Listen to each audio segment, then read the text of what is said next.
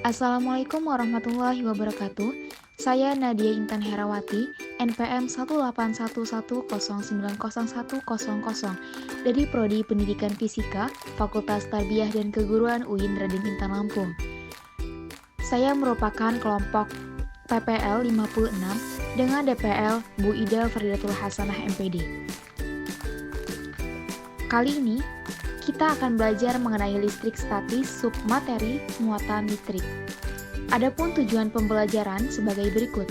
Yang pertama, mengidentifikasi struktur atom. Yang kedua, mengidentifikasi benda bermuatan listrik.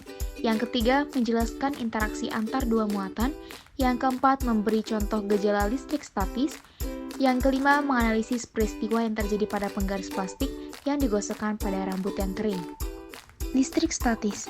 Listrik statis merupakan ketidakseimbangan muatan listrik di dalam atau permukaan benda.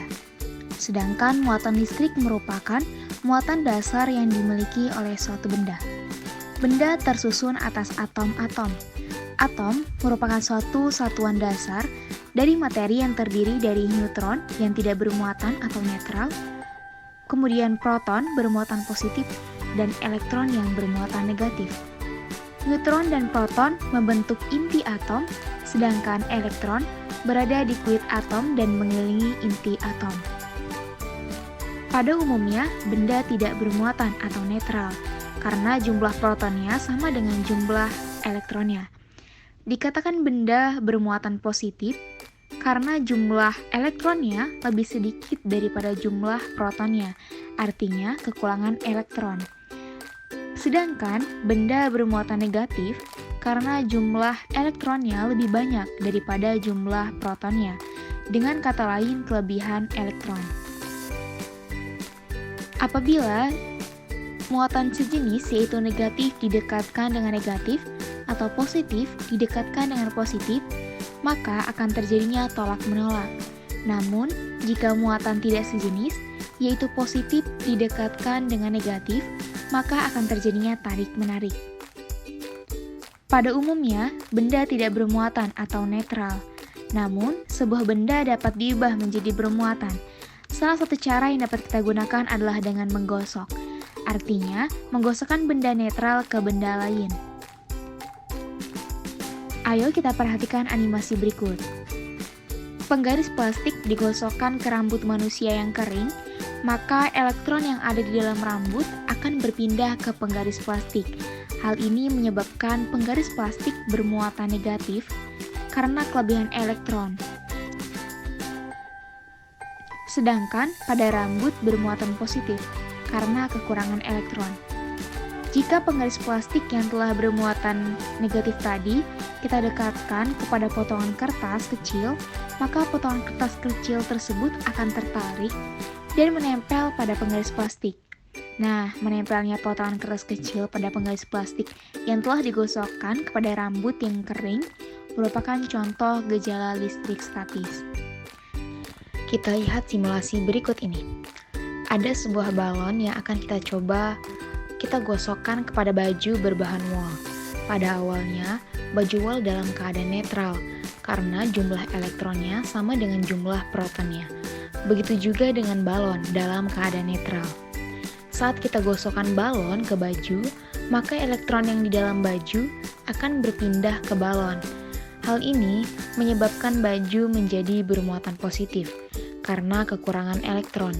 Sedangkan balon akan bermuatan negatif karena kelebihan elektron. Lalu, balon akan kita dekatkan ke dinding, maka elektron dari dinding akan menjauh. Sedangkan proton di dinding akan mendekat dengan balon. Hal ini terjadi karena muatan negatif tarik-menarik dengan muatan positif. Adapun beberapa bahan lainnya yang jika digosokkan akan menjadi bermuatan listrik sebagai berikut.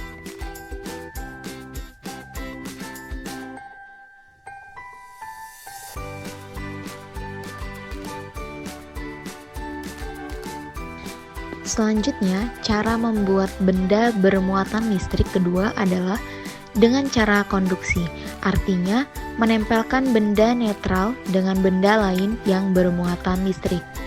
Kita lihat pada gambar.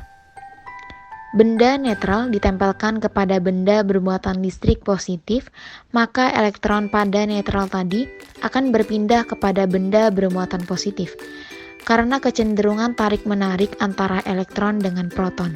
Sehingga benda netral tadi menjadi benda bermuatan positif karena kekurangan elektron.